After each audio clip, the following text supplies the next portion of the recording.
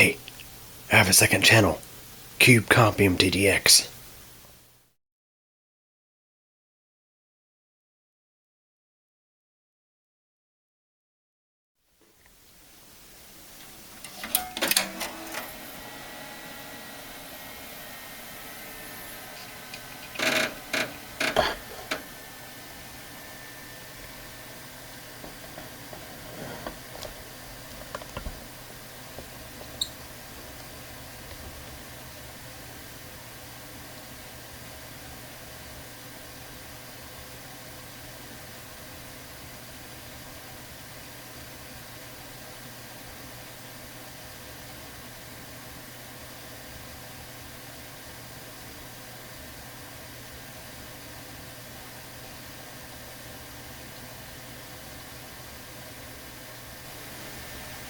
Hey everybody. So as you may have seen and heard, I have a little bit of an update for you on this vintage HP computer.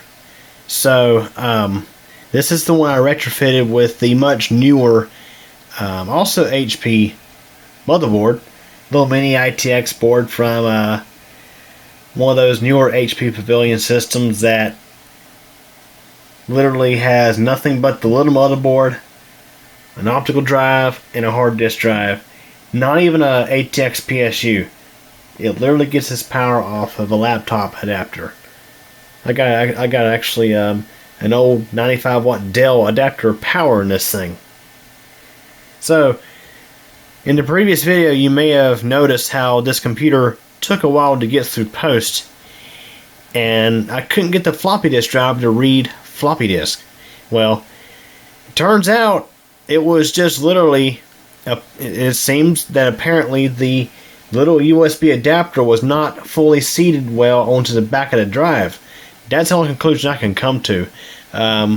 What's weird is the other night I had tested some additional floppy disk drives using that little USB to floppy adapter, and they were all doing the same thing, but I was highly certain I had the thing well seated in place, but I mean, who knows? Who knows? It's a mystery at this point. But I tested out the floppy disk on the Internet Explorer PC because I wanted to test those floppy drives on a system with a native motherboard floppy disk controller, and I want to say it was a total of what, 7. 5 out of 7 drives worked fine. I got 2 over there that I'm going to open up and try to clean the heads on and see if we can get them to work right. I don't have that many floppy disk drives these days. I purposely don't have a whole bunch of them because obviously it's a much older technology. But anyways, I got this floppy disk drive back in there. It's the one I had to put in there because the OEM drive to this machine had the floppy disk connection over on this side, which was interfering with the new motherboard's CPU cooler. So had to find a floppy drive, ended up going with this Mitsumi drive that has the ribbon cable connection and power connection all on the right side, so they actually fit into this thing. And I definitely say I was puzzled at why this thing was not wanting to work. Because the Mid-Tower Lux has the exact same setup. It's got this little teak USB to floppy adapter on the back of a Mitsumi floppy drive. And it works fine. But now, this one works. So, just to show you, I'll go ahead and pull up File Explorer, and I got this little test floppy drive here, or floppy disk. Got this little test floppy disk here. Go ahead and insert it, and I'll go to this PC. You can see floppy disk drive A right there.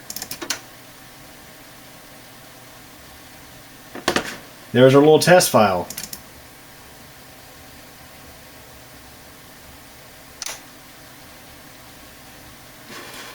You can say, hello, this is a test file to show that the floppy drive is working and that this floppy disk is readable. So the floppy drive on this whole thing finally works now. It's crazy.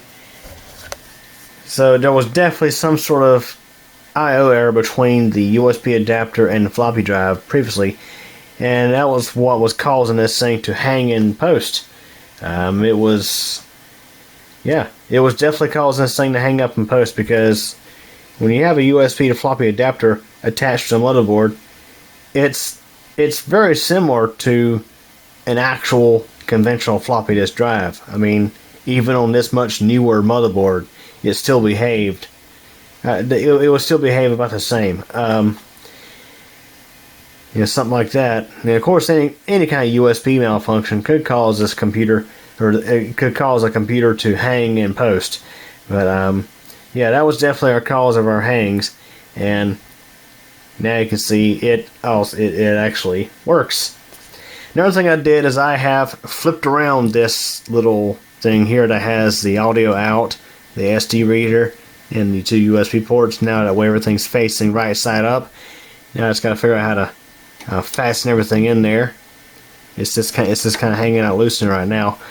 But yeah, those are two big updates I have on this little vintage sleeper HP computer.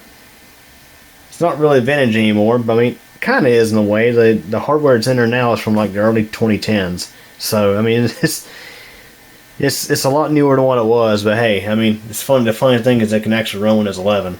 But yeah, that's a little update on this thing. And for those of you who may have been wondering about the slow post and the floppy drive not being able to read the floppy disk in the previous video, well, there's your answer. I could say it's likely the USB to floppy disk adapter card may not have a good connection with the back of the floppy drive. Who knows? So anyways, hope you all enjoyed this video. Thanks for watching. Well, everybody, that wraps it up for this video, and I hope you enjoyed it. If you did, please like the video. Also, don't forget to subscribe to the computer channel, and be sure to tick that bell so you'll get notified when new videos are posted. Also, don't forget, I have a whole lot of other interesting videos here on the channel to check out. And also, in addition, I have a second channel, CubeCompMTDX, where I have all sorts of other videos not exactly related to technology. Links to the channels are available at the end of this video. Again, I thank you for your support, and thanks for watching this video.